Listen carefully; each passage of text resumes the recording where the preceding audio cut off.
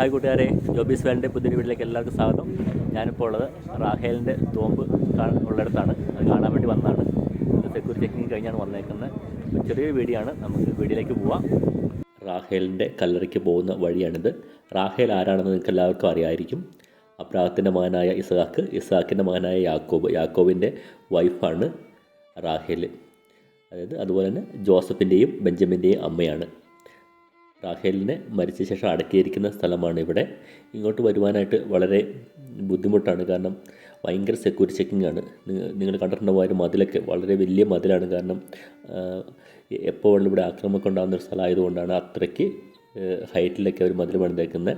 ഈ സ്ഥലം ക്രിസ്ത്യാനികൾക്കും മുസ്ലിങ്ങൾക്കും ജൂതന്മാർക്കും ഒരുപോലെ പ്രധാനപ്പെട്ട സ്ഥലമാണ്. ജൂതന്മാരുടെ മൂന്നാമത്തെ പ്രധാനപ്പെട്ട സ്ഥലമാണിത്. ഒന്ന് നമുക്കെല്ലാവർക്കും അറിയാം, ജെറുസലേം ദേവാലയമാണ്. ഇപ്പോൾ അതില്ല, അതിൻ്റെ ഒരു മതിൽ മാത്രമേ ഉള്ളൂ. രണ്ടാമത്തത് പൂർവ്വപിതാക്കന്മാരുടെ കല്ലറ, അബ്രാഹത്തിൻ്റെയും ഇസ്ഹാക്കിൻ്റെയും യാക്കോബിൻ്റെയൊക്കെ കല്ലറ, അത് ഹെബ്രോണിലാണ്. അതിൻ്റെ വീഡിയോ ഞാൻ ഇതിനു മുമ്പ് ഇട്ടിട്ടുണ്ട്. അതിൻ്റെ ലിങ്ക് ഡിസ്ക്രിപ്ഷനിൽ കൊടുത്തേക്കാം. അതുപോലെ തന്നെ ഇന്ന് ഞാൻ വന്നപ്പോൾ ഇവിടെയൊക്കെ ഭയങ്കര തിരക്കാണ്. ഒത്തിരി ജൂതന്മാർ വന്ന് പ്രാർത്ഥിക്കുന്നത് നമുക്ക് കാണാൻ സാധിക്കും. നിങ്ങൾക്ക് ഇവിടെ തന്നെ കണ്ടാൽ ഇതാണ് റാഹേലിൻ്റെ കല്ലറ സ്ഥിതി ചെയ്യുന്നത്. ഇവിടുത്തെ 2 എൻട്രൻസാണ് ഉള്ളത്. സ്ത്രീകൾക്കും പുരുഷന്മാർക്കും സെപ്പറേറ്റ് എൻട്രൻസാണ് ഇവിടെ ഉള്ളത്. ഒരുപാട് ആളുകൾ വന്ന് പ്രാർത്ഥിക്കുന്നത് കാണാൻ സാധിക്കും. ഞാനിങ്ങോട്ട് കയറിയപ്പോൾ ഞാൻ തലയിൽ തൊപ്പിയൊന്നും വെക്കാതെ കയറിയപ്പോൾ അപ്പോൾ എന്നോട് തൊപ്പി വെക്കാൻ പറഞ്ഞു.